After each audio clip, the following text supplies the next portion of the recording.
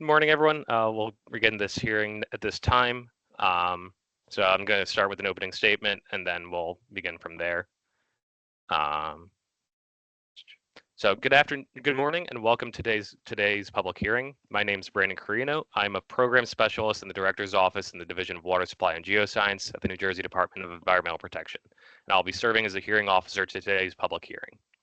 The purpose of this hearing is to accept comments from the public on the department's proposal to amend the Safe Drinking Water Act rules at NJAC 710 and the Water Supply Allocation Permits rules at NJAC 719.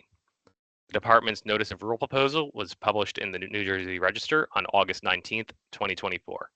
A copy of the rule proposal has also been made available on the department's website. Additionally, notice of the substance of the rule proposal has been distributed via email to the news media, news organizations maintaining a press office in the State House complex, and to the rulemaking listserv maintained by the department to communicate to individuals and organizations regarding its rulemaking. Comments may be presented at this hearing either orally or submitted in writing. Additionally, written comments will be accepted until October 18th, 2024. Written comments may be submitted to the department electronically at dep.nj.gov/rule-comment-forum or in hard copy to Stephanie J. Press Esquire, attention DEP docket number 10-24-07, Office of Legal Affairs, New Jersey Department of Environmental Protection, 401 East State Street, 7th floor. Mail code 401-04L, PO Box 402, Trenton, New Jersey 08625-0402. Pursuant to the requirements of the Administrative Procedures Act, specifically those set forth in subsection G of Section 4 of PL 1968, Chapter 410, and the rules for state agency rulemaking codified at NJAC 130-5.5E, I will now read a summary of the factual information upon which the rule proposal is based.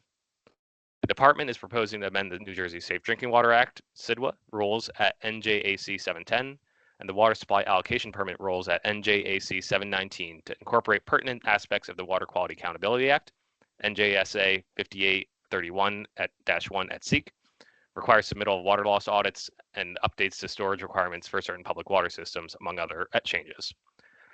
Before we begin accepting comments, allow me to explain how the hearing will be conducted. To successfully gather your comments and for the department to respond to them, it is essential that the hearing be conducted in an orderly fashion. This is a public hearing conducted pursuant to the Administrative Procedures Act. The purpose of the hearing is to provide interested members of the public with the reasonable opportunity to provide oral comments, data, and arguments on the rule proposal to the department. Typically, department staff would not answer substantive questions about the proposal, but may respond for clarification purposes. However, any response given here today must be considered preliminary. The department's formal response to all comments and questions received in part of this process will be issued as part of the rule adoption. If you wish to speak this afternoon, please indicate your interest as such by selecting the raise hand feature in Teams. I will be calling speakers in turn. I will be calling speakers in turn based on the order that hands are raised. However, we will start with the individuals that had provided testimony in advance.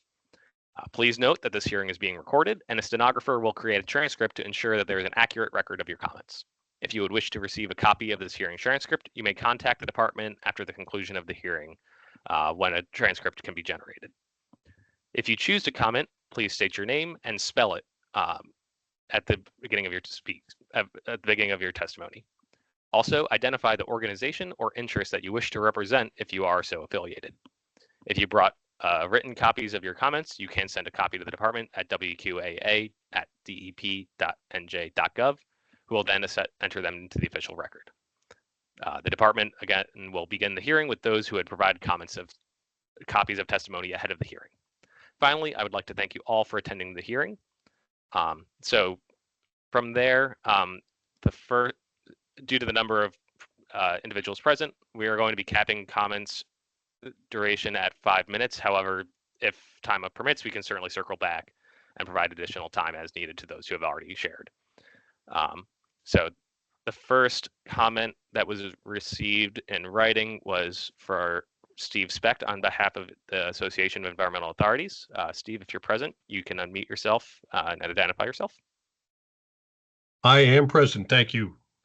Good morning, everyone. My name is Stephen Speck, Stephen, Speck, Specht. Currently, I'm the president of the Association of Environmental Authorities, also known as the AEA. Also, I am the Deputy Executive Director and Director of Engineering and Operations with the Brick Township Municipal Utilities Authority. AEA is a 53-year-old trade association representing local, regional, county, state-level governmental agencies, mainly authorities that provide water, wastewater, and/or solid waste services to most of New Jersey's population.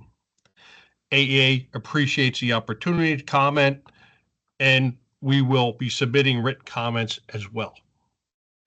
AEA supported the original WQAA law because it promoted best practices.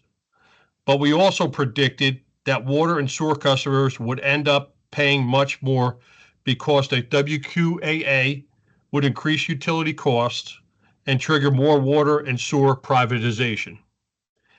AEA did not go as far as some critics who noted that the WQAA laws featured high on the policy wish list of the lobbyists representing investor-owned utilities and contend they are really a solution in search of a problem. While the WQAA resulted in higher customer costs, it is not clear whether, after 7 years, it has brought about improvement in water quality or public health.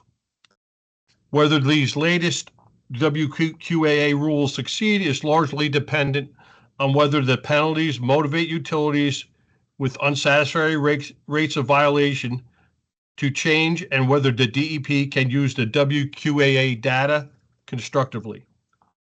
The proposed rule refers to several points to the financial, managerial, and technical capacity of drinking water systems. AEA has several comments relating to that. Number one, the proposal begs the question, what about the financial, technical, and managerial capacity of the NJDEP? Will the additional data enable the DEP to better identify where its own financial, technical, and personal resources can be most effectively focused to help improve water systems? Number two, we asked the DEP to consider defining financial capacity more clearly in the final rule. Number three, the proposed rule states that the DEP may ask for additional information and would use it to compare systems. We request that the final rule explain more fully what circumstances could prompt the DEP to make such a request. We also request additional insight into how systems would be compared and how the results of the comparison would be used. Number four, we recommend the roles of the Department of Community Affairs and the DEP regarding financial data analysis be clarified. And number five, we suggest the final rule include more detail about what change in status means. How would the demonstration of financial, managerial, and technical capacity fit into a situation where there's a change in status? Regarding distribution storage capacity, more consideration should be given to how the enhanced storage requirements will affect water quality throughout the distribution system. Fiscal impact analysis would include consideration of the capital and annual operation costs of the proposed storage capacity rules. In addition, what accounting methodology will the utility be required to use to determine asset and net system value? We note that the passage about rates on pages 35 and 36 could be more complete. It states accurately that rates of investor-owned or corporate utilities are higher. The reason it offers are that investor-owned utilities must comply with certain New Jersey BPU regulations that do not apply to government utilities, and that investor-owned utilities have already factored in valve and hydrant maintenance costs. This latter point fails to account for the fact that the WQAA is 7 years old. Government drinking water purveyors have by now almost certainly factored in the cost of complying with valve and hydrant rules. Also, the passage omits other factors resulting in higher rates for investor-owned utilities, including but not limited to corporate income taxes, the cost of borrowing, higher salaries, and the cost of profit for profit sharing for shareholders.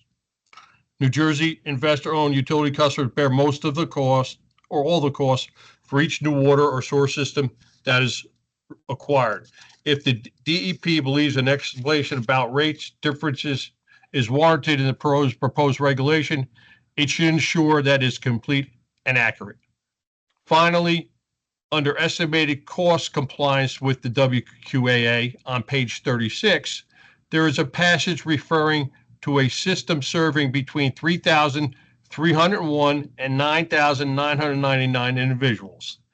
In this example, the proposal refers to data from a 5-year-old survey on an upfront cost in 2022 dollars when the annual inflation rate was 6.5%, and maintenance cost in 2019 dollars when the annual inflation rate was only 2.3%.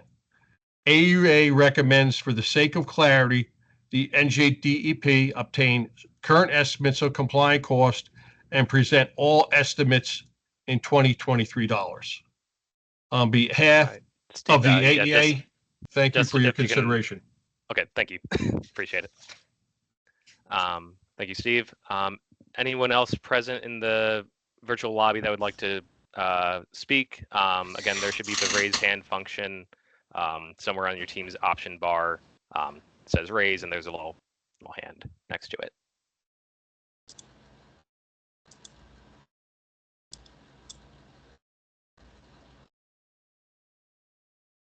Not seeing any. Oh, Alexander Karalokian, if you wouldn't mind, you can unmute yourself, just identify yourself and spell your name for the record. Certainly, thank you.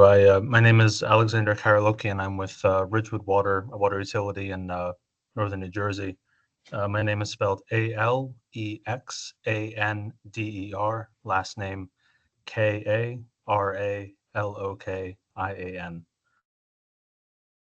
I just have a few short questions regarding the first one is about the requirement for a GPS survey of critical assets, and eventually for all assets in the due course of time.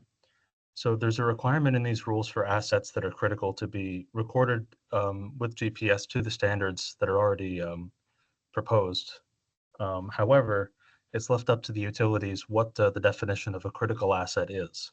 And in our case, a lot of our critical assets are probably going to be indoors, and the GPS technology that we have currently cannot reach the required accuracy inside buildings, and especially in subterranean structures, which we have a fair amount of. So I was just hoping for some clarification about what the GPS requirements would be for these indoor assets, or if there's any alternative technologies available with which to encapsulate this information.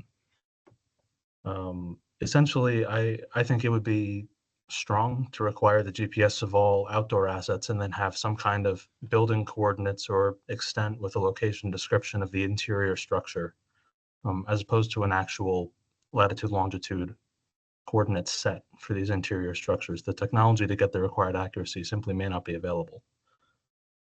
Additionally, regarding the financial requirements, this proposal, especially in distribution replacements in our case, is going to create the need for a lot of new spending.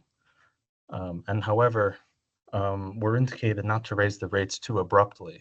And additionally, there's an emphasis on not relying on external funding sources, grants and loans to continue operations. So the questions I have related to that would be, what limit would be acceptable, and should that be set either as some multiple of the inflation rate with some floor of how fast of a rate increase is acceptable to cover these new costs? And essentially what would happen for those utilities where these new costs cannot be recouped in the short term, with an emphasis against additional borrowing.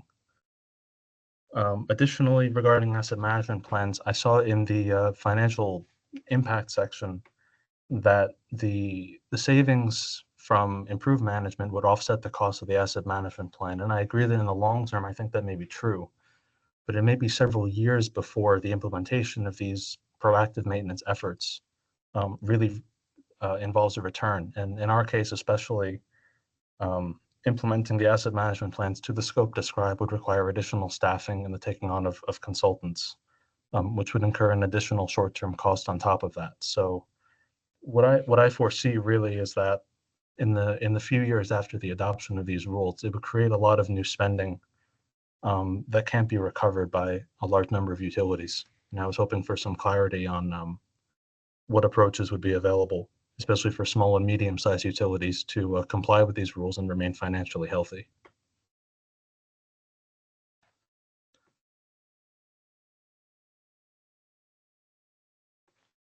All right. Thank you, Alexander. Again, we won't be able to provide specific answers this time, but we'll certainly consider your comments in the adoption. Thank you.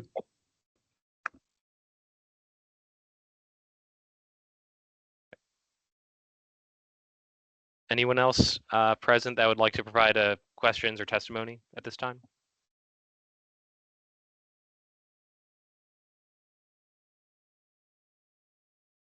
Jeanette Dietrich, you can unmute yourself, spell your name, and if you're having any affiliation, please describe that. Hi, my name is Jeanette Dietrich, Jeanette. Last name Dietrich. I represent a company for engineering and consulting services in the private sector. My main issue in here is on page 4 of the proposed rule. It says community water systems with more than 500 service connections and, where applicable, holders of water allocation permits.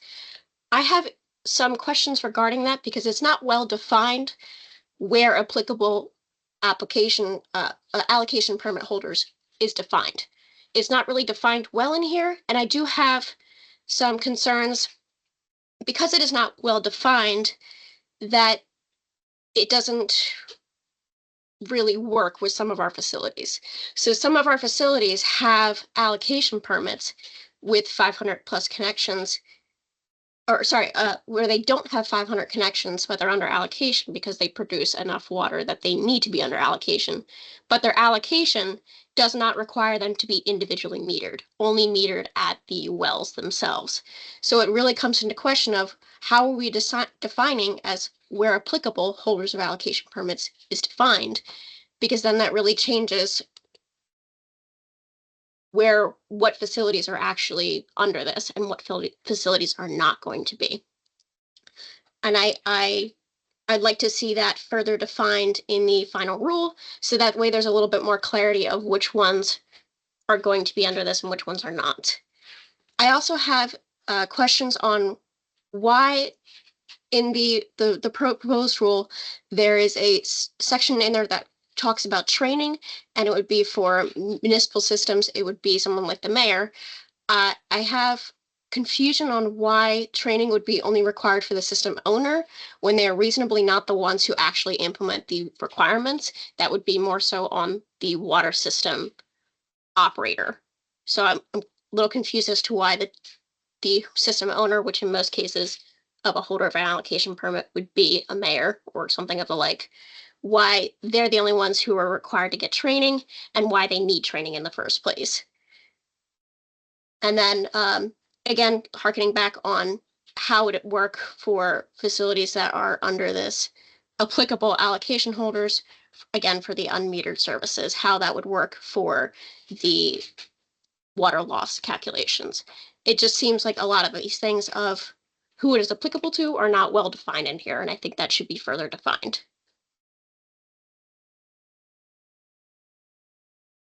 Thank you, Jeanette. That was all my commentary. Thank you, Jeanette. Appreciate your time. Thank you. Any other members of the public wish to speak? Again, the raise hand feature should be used for those who are able to access it. If anyone's on a call, dialing in and cannot, we'll get to y'all once we've gone through anyone who wishes to provide comment through the raise hand function.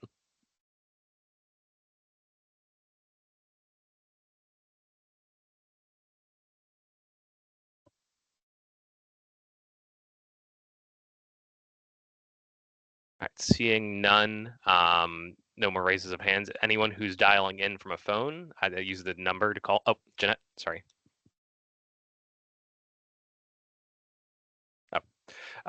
Anyone who's dialing in via phone, if they wish to speak, start off with your name and spelling your name and identify any affiliation you may have. So anyone dialing in by phone, feel free to unmute yourself at this time. *6 should unmute you if you're not able to get to work from your phone otherwise.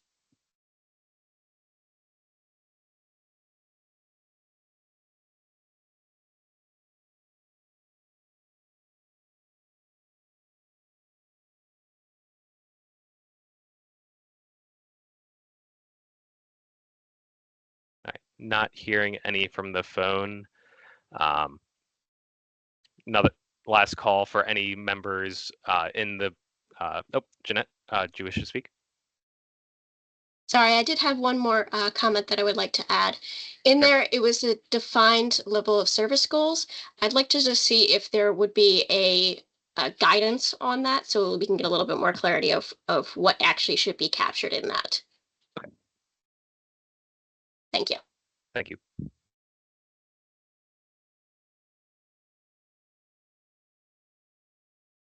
Any additional attendees wish to provide comment, questions at this time? Regardless of today's hearings and proceedings, the public comment period is open until October 18th. So by all means, submit. Electronic comments can be accepted by the department through that online rule portal. All comments will be given equal weight, whether given at this time or submit electronically. Don Shields, you can unmute. Please spell your name and identify your affiliation. Thank you, Brandon. Don Shields, SHIELDS, with New Jersey American Water. Just a quick question on these comments and transcripts. Will they be made available? Yeah, so since this meeting's being recorded, we do plan on posting a copy of the video online for folks to visit. The transcript will take a little bit more time to process for the stenographers to evaluate that. So we would make the official transcript available upon request. You can reach out to the department at WQAA@dep.nj.gov, and we'll be able to provide it at that time. But again, it might take a little bit of time for the stenographer to process, but the recording should be up relatively soon in comparison. Great, thank you. Yep.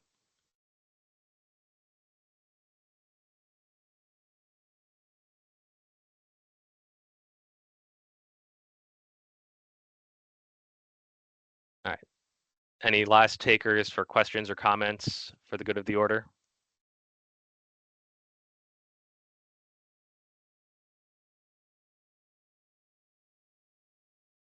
All right. Let's give it another moment just in case.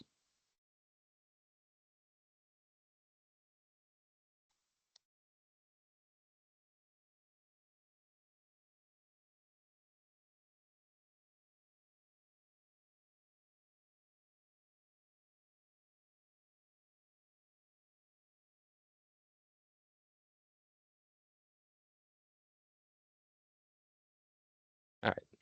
Hearing no other requests for comment or raised hands or unmutings from the phone, I'd like to call this hearing to a close. Thank you all very much for your time. Your comments are very much appreciated, and it will help us deliver a final adoption that will, be the best product possible. So again, public comment period will close October 18th. Electronic comments will be given equal weight to any oral testimony that was provided today. So the department will accept those comments until such time. Otherwise, I'll close this hearing now. Thank you again. And we will publish this recording once it's available. Thank you.